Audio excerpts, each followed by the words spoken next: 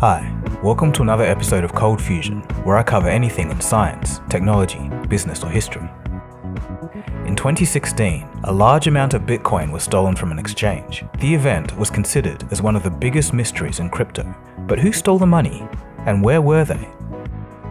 Some answers would come in February of 2022, when a New York-based former Forbes contributor turned amateur rapper, as seen here, and her husband were just arrested and charged with stealing $4.6 billion in Bitcoin. This morning, the Justice Department announcing the largest single seizure of funds in the department's history, recovering billions of dollars in missing Bitcoin. This story has everything, right? You have a big hack, you have a big theft, you have a very colorful couple at the center of all of this. This is a bizarre story, so sit back, relax, and enjoy as we take a ride through the blockchain to chase down a married couple's attempt at a multi-billion-dollar heist. You are watching Cold Fusion TV. The story starts with the place that the Bitcoin was stolen from, Bitfinex. Since its founding in 2012, the Bitfinex exchange has had a shady history. From hacks to covering up losses, being unable to find banks, and fines by the CFTC were all par for the course. But the biggest disaster happened in 2016 when their Hong Kong exchange was hacked. Almost 120,000 Bitcoin was stolen directly from users' wallets. It was pandemonium. Withdrawals were halted and trading was stopped. Once the news of the hack spread, Bitcoin dropped by over 20%. To be clear, it wasn't the Bitcoin blockchain that was hacked, but just the Bitfinex exchange where people traded Bitcoin.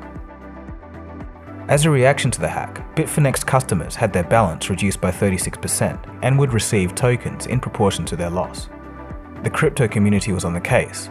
Everyone was curious as to who the hackers were, but it would take a number of years to finally track them down.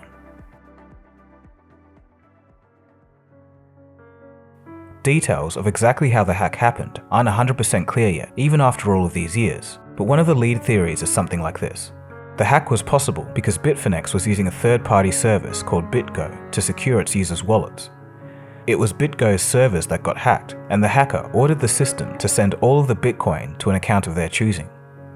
For years after the hack, the crypto community had a hawk eye on the movements of the stolen coins through the blockchain. Everybody could see where the coins were going, but nobody knew who the owners of the coins were. Before long, these coins became banned and blacklisted from other crypto exchanges all over the blockchain. This meant that the hackers couldn't convert the Bitcoin into fiat currency. They needed another way. 25,000 coins out of the 120,000, or about 21% of them, were shuffled around in a complex laundering process. The coins were split into tiny pieces and exchanged for other cryptocurrencies and spread around. Bizarrely, some of the purchases included gift cards for Uber, Walmart, and PlayStation. Some of the laundered Bitcoin was even used to buy some gold and NFTs. It was all very curious. Some keen blockchain analysts think that other parts of the stolen Bitcoin were paid to a so-called cash-out service on the dark net. This is where a user would pay someone on the dark net with Bitcoin. The user would receive an equivalent amount of cash minus a fee that was put in a vacuum-sealed bag and left in a secret location. The user would then be given the exact GPS coordinates as to where to pick it up. As for the rest of the stolen Bitcoin, it just sat there for another 4.5 years due to all of the blacklisting. It was too risky to move. There were just too many eyes on it. That was until August of 2021, when suddenly $760 million moved from the original hacker's wallet to a new crypto wallet. It looked like the perpetrators had finally gotten tired of sitting on the coins and they wanted to make a run for it. They used a complicated method of transactions that split the coins up into many pieces, but eventually all of the coin movements landed them back into the same wallet. It was a very interesting development. The movements of funds alerted the authorities and the chase was on. With special tools like Elliptic, the complicated movement of coins was tracked. After an investigation, it was found that the crypto wallet belonged to 34-year-old startup founder Ilya Lichtenstein. Lichtenstein and his wife, Heather Morgan, aged 31, allegedly conspired to launder the money according to the Department of Justice. Authorities managed to link the stolen coins to crypto exchange accounts owned under the couple's names. So who were these two? Now this is where things get really interesting, ironic, and just downright bizarre. Lichtenstein was a Russian US national. He grew up in Chicago and attended the University of Wisconsin. According to those who knew him, he was described as quiet and observant, but he had a guarded wall around him. While Lichtenstein was the co-founder of a blockchain startup, since the arrest, most of the focus has been on his wife, Heather Morgan. And if you don't know about me, I'm a serial software entrepreneur who started multiple successful companies. One is a multi-million-dollar profitable one that I started by myself when I was 23. She's a former Forbes contributor who ironically wrote articles on how to protect your business against cyber criminals and talked with crypto exchange owners on how to prevent fraud. She even did a cybersecurity talk with BitGo, which was the very same third-party platform that failed to protect the Bitfinex wallets during the hack. But that was only the start of the weirdness. Morgan, who calls herself the Crocodile of Wall Street, was actually making a name for herself on social media. She was an amateur rapper by the name Razzle Khan, a name she came up with that was supposed to be a reference to Genghis Khan, but, quote, with more pizzazz. Her music videos, TikToks, and rapping can only be described as fit for North Korean torture. I'm sorry. You can't get as high as me. Synesthesia, I can see. Big troublemaker. Made rules cause I'm me. Crazy outlier. Notoriety. Real icebreaker. No one crude as me. Not a peacemaker. Bring the anarchy. Big booty shaker. Coming from the Black Sea. Major earthquaker. Give no apology. Goofy as her social media posts were, it seemed like she had a skill for social engineering. She gave a seminar in 2019 about how to socially engineer yourself into anything. Tips included, while at an event, pretend to use your phone to call a fake friend. While you're doing this, eavesdrop in on important names to gain entry into exclusive parties.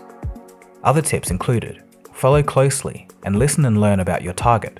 Name dropping was another hot tip. The seminar description says she used social engineering to navigate and infiltrate black markets and shadow economies in her previous career.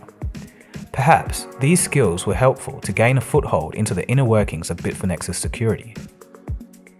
During her 20s, Heather would travel the world and learned multiple languages, including Japanese, Korean, Russian, Turkish, Arabic, and Cantonese.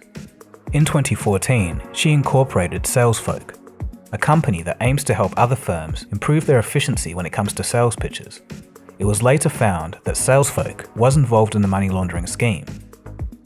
Heather wrote 47 articles for Forbes as a, quote, Forbes woman, and this was between December 2017 and September 2021. According to Vice, who interviewed people who knew Heather, they were all shocked at the news. They called Heather a nice person, and they also said that she was very driven. Though on the other hand, the Department of Justice tells people not to be fooled. They state that Heather, quote, played an integral role in the money laundering and fraud scheme, end quote. They also say she had extensive knowledge and used a variety of cryptocurrency protocols to launder money. They state she was not an unwitting bystander. In 2019, the couple traveled to Ukraine to set up false identities and create fake passports. They established financial accounts in Russia and Ukraine, and appear to have been setting up a contingency plan to leave the US and flee over east if things got too hot. Unfortunately for them, COVID put an end to those plans. Federal agents would remark that the Ukrainian activities look like something out of a spy novel. US law enforcement obtained a search warrant for Lichtenstein's digital wallet. They were able to seize $3.6 billion left in that wallet. They did this by managing to decrypt a file in his cloud storage account.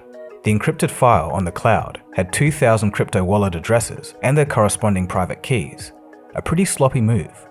There's been no explanation of how exactly law enforcement decrypted the file, though through blockchain analysis, authorities could link those wallets directly to the original Bitfinex hack all those years ago.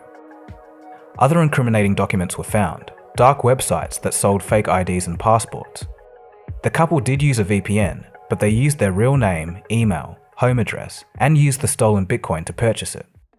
The game was up, and in total, only about 4% of the Bitcoin was successfully laundered. The couple were arrested on Tuesday morning, February 8, 2022, in New York. According to the Department of Justice, the two have been charged with conspiracy to commit money laundering, which carries a maximum sentence of 20 years in prison, and conspiracy to defraud the US, which brings a maximum sentence of 5 years. A Manhattan judge has set Lichtenstein's bail at $5 million and Heather Morgan's at $3 million. some people have raised some doubts. Could this couple really pull off a $4.6 billion heist? Although the Department of Justice has not publicly linked them to the actual hacking of the cryptocurrency exchange, they were heavily implied to have done it. Since the stolen coins were recently directed to a wallet that they owned and the money was not split up between anyone else, it's believed that they at least had a large involvement. With that being said, this does still leave the door open to the possibility that others may have been involved. Some of the online doubters cite a 2019 arrest of 2 Israeli brothers in relation to the hack, but no further information on legal proceedings have taken place since then. Others say that the married couple were just set up as patsies. It was a setup by the FBI or another government body, but we have no evidence for anything like that so far. So while there is some ambiguity here, looking at the charges brought by the Department of Justice, it seems that all the evidence points to the eccentric married couple. In the court proceedings, it was revealed that they had a bag labelled, quote, burner phones under their bed, and a computer folder labelled fake passport ideas. So there you go. That's the story of how an eccentric married couple started a digital manhunt through the blockchain and cyberspace that lasted 6 years. The 2 suspects were not only bizarre, but also hiding in plain sight. So what do you guys think of this story? Let me know in the comment section below. If you want to discuss this episode in more detail, or suggest a future video, head on over to the Cold Fusion Discord. If you want to listen to the podcast versions of these videos, they're now available on Spotify and other streaming platforms. My name is Dagogo, and you've been watching Cold Fusion. Feel free to subscribe and have a look around on the channel. There's a bit of something for everyone. And I'll catch you again soon for the next episode. Cheers guys. Have a good one.